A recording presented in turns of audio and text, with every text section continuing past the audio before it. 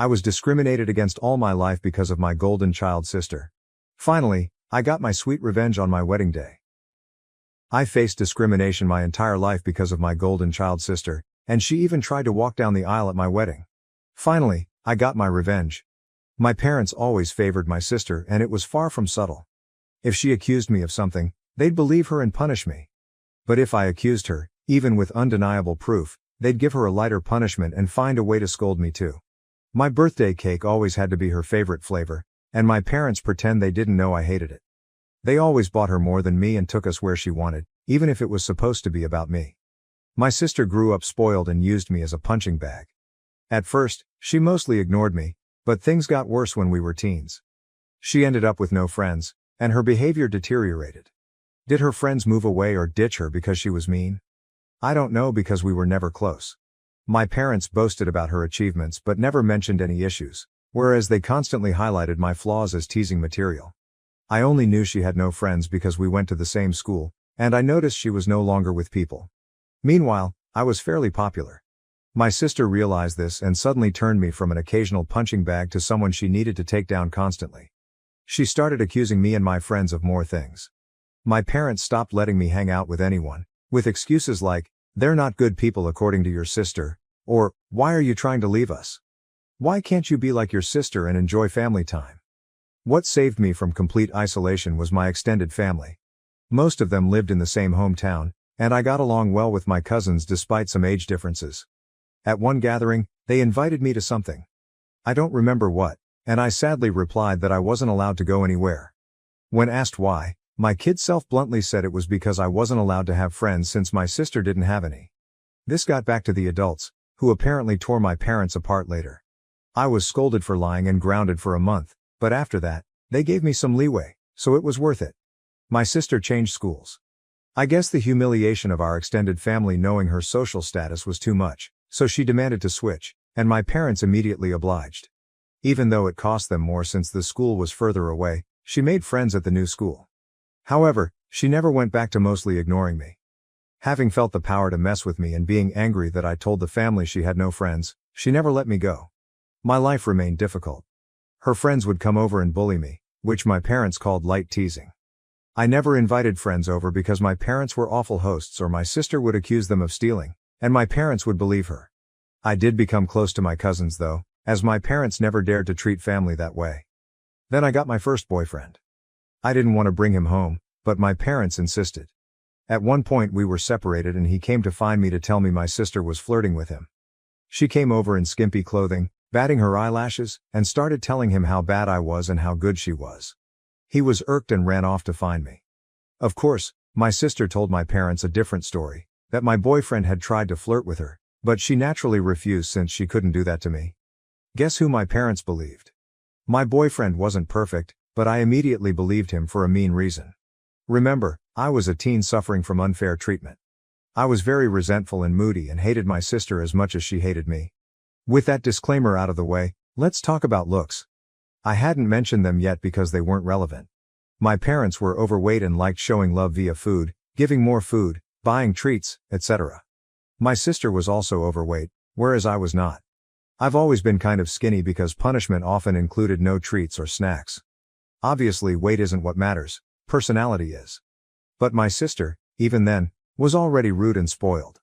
Even her flirting attempts were bad because she never learned to work for anything since she could demand, and my parents would deliver.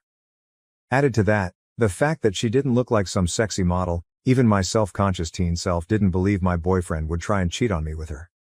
Anyway, my parents prohibited me from dating such a horrible boy. I did try to keep going in secret, but it was hard, and the relationship ended. I did get another boyfriend, but again, my sister accused him of flirting with her when he refused her advances. Again, my parents believed her. I tried pointing out how this happened again, but they decided that I was incapable of making good choices and kept picking bad boyfriends. The relationship couldn't handle the Romeo-Juliet situation and fizzled out again.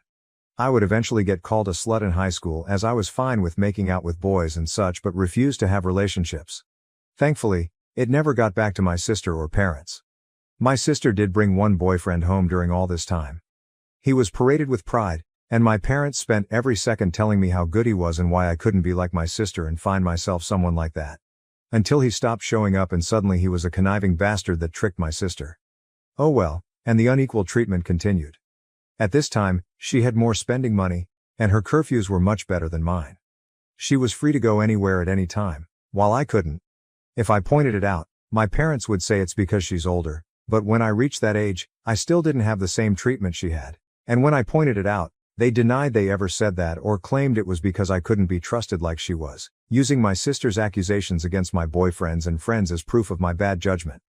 Time goes by, and it's time for my sister to graduate. She was accepted into a college, not a very well-regarded one, and she had no scholarship or anything. Again, because only her achievements were told to me, I don't know which colleges she even tried for, so I can't say how badly she was rejected. I do know her grades were bad in school though, because whenever she got a B, we would celebrate. I would usually get good grades, but my parents refused to celebrate, claiming since I always got those, what was there to celebrate? My parents naturally made a lot of fanfare and told her they'd pay for everything. I was relieved she'd be going away. Not that it made my life any easier.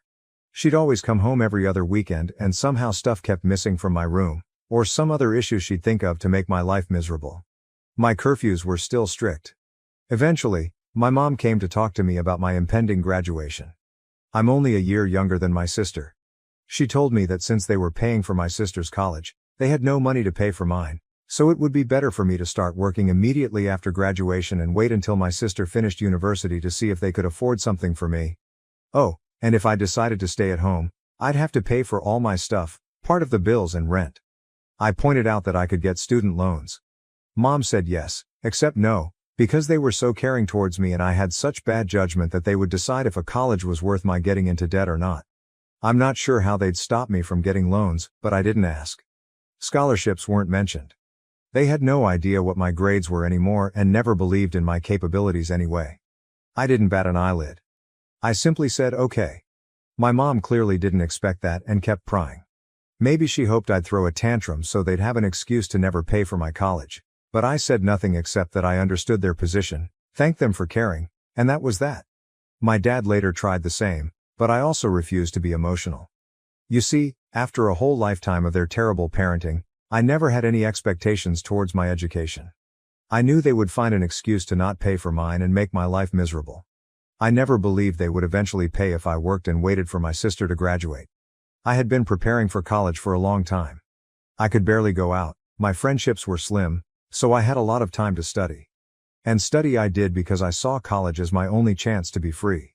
Well, the time came, and I worked my ass off and got a scholarship, not to anywhere like Ivy League or anything like law or medical school, but it was a good enough course in a decent college with a full scholarship.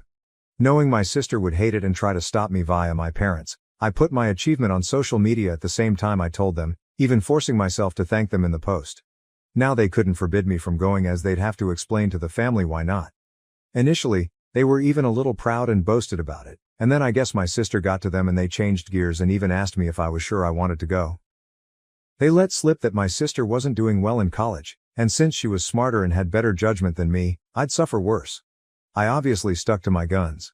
They weren't happy but couldn't do anything. College was my savior. I started being happy. I still contacted my parents and visited on holidays and such, but since they refused to pay for anything, I could excuse not going a lot due to money. During this time, I avoided introducing any man to them, and my sister stopped going to college. I know she didn't graduate because, again, they'd have made a fanfare about it. She moved back home, paying no bills or rent, but it's different, my parents said, and started working at the same company as my mom, obviously thanks to my mom pulling strings. This was all presented to me as a point of pride. Almost there, I promise. I met my husband around this time. You know those people who say, if I were in that situation, I'd have done something. My husband is the type who actually does.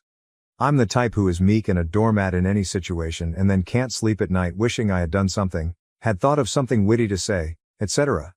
I'm the person who can't help but cry when I'm angry. My husband is the guy who claps back immediately. He loves drama and loves to resolve it.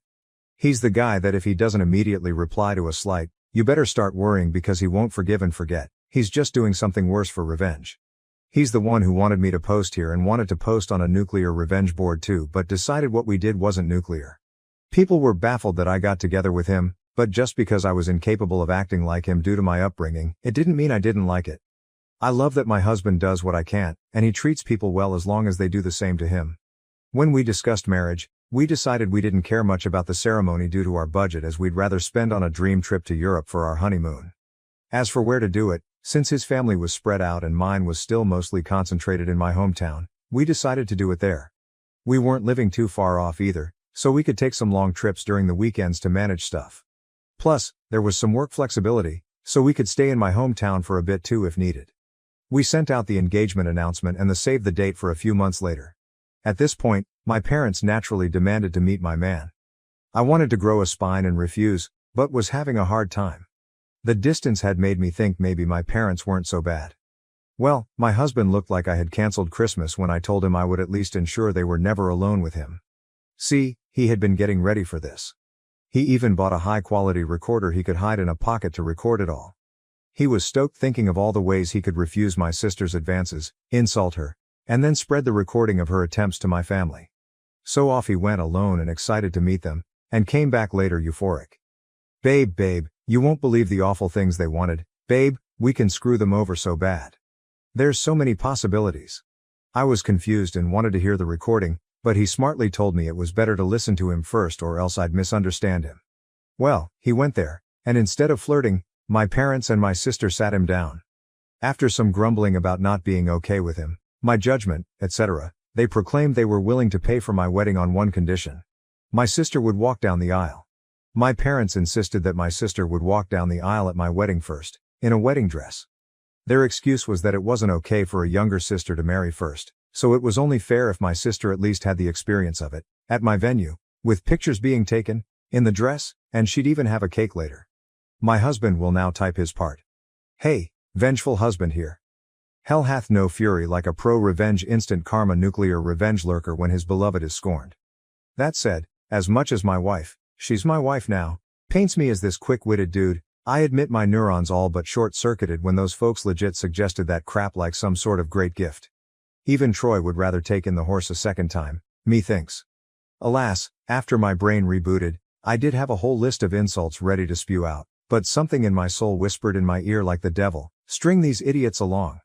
So I said I needed to think, see how my wife, back then fiancé, would react, and then ran out of there before I could give away my nefarious plans. Back to me, the wife. So my husband sincerely recounted how my parents wanted even my wedding to be about my sister, with a grin on his face and the recording to prove it. I was shocked. The distance had softened how badly they treated me, and I thought even they wouldn't go so far. Thankfully, my husband insisting on the angle of revenge helped me not go to a bad headspace. We had a blast thinking up ways to screw them over, from ridiculously outlandish to what we thought was feasible. We then called his much more level-headed brother when we decided on a plan. It involved having 2 venue addresses, giving them the wrong one, etc. Well, the level-headed brother scolded us for it. While he acknowledged he would never be able to convince us to avoid retaliation, he at least showed us that something like that would be hard to pull off. Some of our other ideas were also at risk of getting us sued, so we eventually settled for the most benign plan: act like we agreed, but then hire security and don't let her in. Obviously, if that was all, it wouldn't be pro-revenge. The rest is mostly my husband's doing, but he wants me to do the honors. So here goes. Just important to mention, everything he did was previously discussed with me, and they were our mutual ideas. He went back to my parents, said he probed and thought I wouldn't be down with it. However, he didn't see the issue and, not wanting the family to fall apart, would be down to help them do it. He pointed out that I don't like conflict, so if I was surprised with it, I might not throw a tantrum in front of all the people. On the other hand, marriage is a big thing, so who knew if I'd lash out? Thus, he suggested a compromise. They'd help pay for stuff. This way, I would feel even more pressure to not say anything, as not only would we be public with our families there, but I'd be grateful for the help they gave. He said my parents looked shocked, and my grown sister literally started skipping with joy like a kid, so it was accepted. Importantly, my husband also claimed that due to some bad judgment and past boyfriends, these words were all my idea, and I'm so proud of using their words against them. I was distrustful and controlling and liked to check his phone and stuff to ensure he wasn't cheating on me. As such, it was imperative that nothing of this plan was ever put in writing. For any discussion pertaining to my sister walking down the aisle before me, he'd go over to their house to talk. And so began the months of deception where my parents and sister thought they were tricking me, while my husband and I were milking them. Rather than paying for the wedding, they lay low. Of course, my parents wanted input in everything, including some things that meant a lot to me, like the songs and color palette. My husband would convince them to let it go to keep me in line, but since we never really cared for the ceremony to begin with, everything else was fair game. Or so they thought. Here's what we did.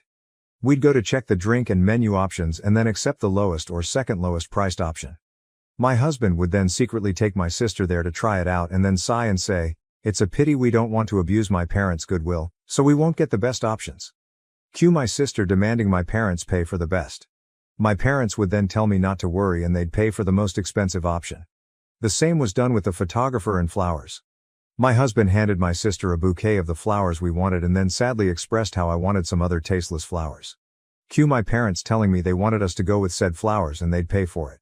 When it came to the wedding dress, we hit a minor snag. My parents wanted me to use a hideous dress.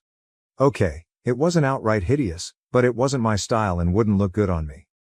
We had planned on saying yes and then simply not using it, but my mom sent me a message about it, so there'd be proof I said okay. We had to go with me refusing to text and standing my ground. My husband went over there and said he'd see what he could do. My sister suggested ruining my desired dress so I'd be forced to wear the other one. He pretended to agree. During all this time, they kept communications outside any text. We made sure that happened by having me reply to my sister when she tried messaging my husband. This solidified the uncontrolling and neurotic claims my husband was making, so they believed it and never risked anything in writing. Some people might not like the thought of their partner going around and talking badly about them to family, but I'm such a doormat that the thought of being painted as this controlling and dangerous person is extremely funny to me, and I egged him on to do it. I guess I have a warped sense of humor. Oh, and my sister did try to flirt with him, but he acted conflicted to really sell that he was with them. My husband would pretend to tell them things without my knowledge, but he never told them we hired security. It was really funny. My husband and I, who had sincerely considered a courthouse wedding to focus costs on our honeymoon, ended up having this extravagant, expensive wedding and barely spent a dime. We called it back to pay for emotional damages from my parents. I think my husband, okay, he just confirmed I'm right, was enjoying the whole trick more than planning our wedding. I didn't think it was possible to witness a guy beaming at the thought of wasting his whole Saturday doing a car trip to discuss wedding details with his in-laws, but here we are. Soon the day came. The plan my parents, sister and husband had come up with was to wait until everyone was seated since the bride always comes out late. They'd have my sister arrive at that precise time to avoid me seeing her and trying to stop it, and she'd walk down the aisle. By the time I heard what happened, it would be too late to do anything. As for my dress, we saved some of the leftover fabric from my dress alterations. My husband took that to my parents' place, my sister still lives with them, and showed them as proof he'd ruined the dress, then said he had to go back to me as I was raging and he needed to calm me down. He told them he'd see them at the wedding. We made sure to keep our real security hidden initially. As the guests and my parents arrived, they only saw a woman with a list of names to check. Only after my parents had settled in did we bring out the actual security, a guy who looked like a bodyguard. We instructed him not to let my sister in and promised a generous tip if he kept our instructions confidential. Soon, the moment arrived. My parents got a text that my sister was less than 5 minutes away, so my dad signaled for the ceremony to start. My bridesmaids had been prepped to follow his lead, so they did without checking with me. After they all took their places, my dad stood at the entrance, waiting for me. During this, a friend not in the wedding party texted me to get ready, to avoid suspicion if my husband or bridesmaids started texting. This friend, my husband's ally, was as eager to stir drama as he was and didn't mind not being a bridesmaid. As soon as my dad took his position, the bridal song began. The doors opened and I entered. My dad was shocked to see me. He tried to look behind me but couldn't see the venue entrance from where we were, so he had no idea what had happened to my sister. Then his phone rang. I saw the caller ID, and it was her. He left me with a mumbled, "Something came up." Gasps and confusion filled the room. The friend on the plan loudly asked what happened. I lied and said tearfully, "He told me it wasn't supposed to be me there." My husband and I had agreed that if my dad abandoned me, I should say that to make him look as bad as possible. The tears weren't just acting. I was genuinely hurt and trying not to cry. The friend then loudly asked, "What did he mean by it shouldn't be you?" So that everyone could hear and spread it.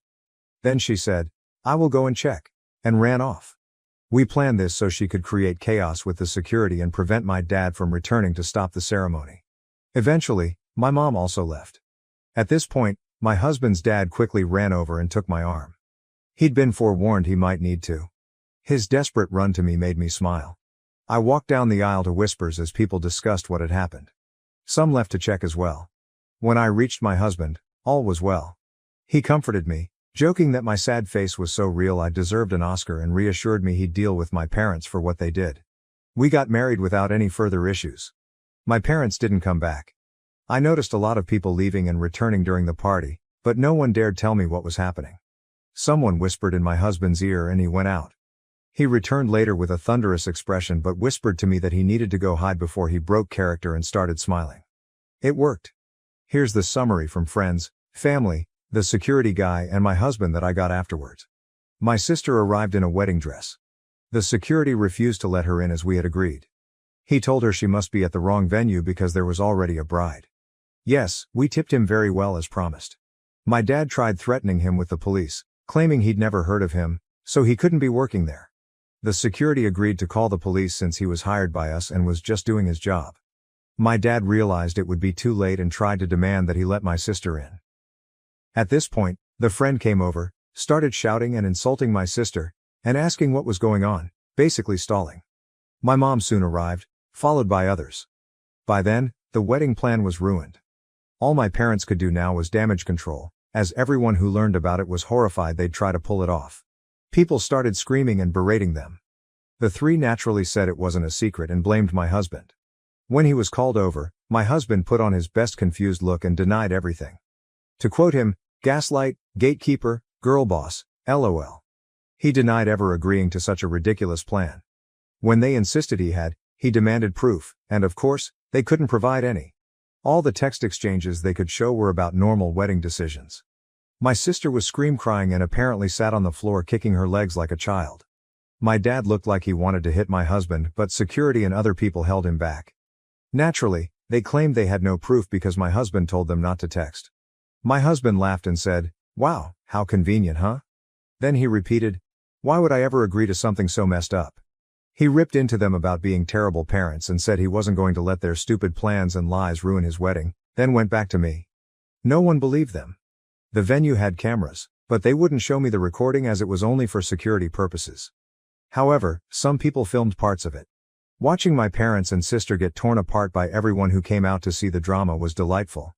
After years of being accused of things and not being believed, seeing them get a taste of their own medicine was one of the best wedding gifts. My mother was crying, my dad kept changing from purple to white, and my sister was still on the floor crying and screaming. They kept insisting that my husband was in on it, but people kept asking why he would agree, why there was no proof, and why they wanted my sister to do this at my wedding. They had no good answers. Eventually, they were told to leave and had no choice but to do so. My dad apparently had to drag my sister up as she refused to leave the ground. Again, people said nothing to me all night.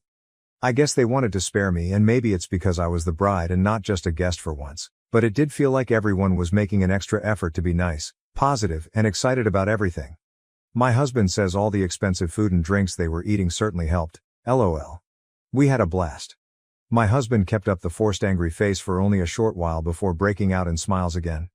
After that, we went to the hotel to catch some sleep before heading off on our honeymoon. Speaking of which, my parents did try to pay for our plane tickets, but we thought that was risky as they could try to cancel them or something, so we refused. Since then the three of them have tried to contact me. I've refused calls because my husband insisted on keeping a paper trail, a smart move because my sister eventually messaged me. I won't repeat what she said as it was very unhinged and didn't make much sense, but the important part was that she blamed me for her humiliation. Called my husband a two-faced snake who fooled them for months, he wants to print and hang that on our wall, LOL, and hoped, but was also certain, that I'd get cheated on by him. She even suggested he was cheating on me with her. My husband took my phone, screenshot the call logs, my sister's messages and some messages from my parents demanding I pick up the phone, and sent it all to our family group chat. He also sent screenshots of messages to him where they called him names and threatened him, but he kept up the "you're delusional, I never agreed to anything" shtick and even threatened to sue them for defamation and harassment. He wrote a message in the group chat begging my family for help as I was now being harassed by them constantly. He pleaded with them to stop my parents and sister from ruining our honeymoon after they failed to ruin our wedding. He ended with a request that they not share our locations to prevent my parents from sending my sister over and claiming he had somehow agreed to pretend to sleep with her in our honeymoon suite. LOL. My family assured him they'd handle it, and since then, we've had peace. My husband is a bit disappointed that my sister didn't disobey so he could call her out again while tearing her a new one. We'll see if the peace lasts. All in all, while I would have preferred a normal, loving family at my wedding, at least for once in my life they not only failed to ruin something meaningful to me, but I got back at them. Extra info: do I know why they treat me like this? I've been asked this question a lot, so I assume you all will wonder the same. I've pondered this all my life and still don't know. I tried asking when I was young, but they denied any difference and scolded me for being spoiled, so I stopped trying. I've considered many possibilities, but based on my observations I think it's this. I was unplanned. They took a while to have my sister, so she was not only wanted but also like a miracle child after so long. However, given our small age difference, I think they didn't expect to have another child so soon or easily and didn't use adequate protection after my sister's birth. Maybe they didn't realize my mom was pregnant until it was too late, so they were saddled with an unplanned baby while still dealing with a newborn. They're not well off, so having the extra expense likely didn't help, and they resented me. But that's just my conjecture. Regardless, I've accepted that the reason won't truly matter. What they did to me was unwarranted, no matter what. Did they really think this would work? My husband and I have a theory that they never intended to do this at all. We think my sister threw a tantrum over me getting married first when she barely gets dates, and they made my husband that outlandish proposition. They didn't want to pay for my wedding and didn't think we'd accept or that it would even look good for them to do it. By suggesting it and being refused, they could look like the good guys to my sister while having an excuse not to give me a dime. But then my husband accepted it, and they couldn't backtrack without risking my sister turning on them. Thank you for watching. If you haven't subscribed yet, please do so and hit the notification bell to stay updated with more shocking real-life stories happening around you.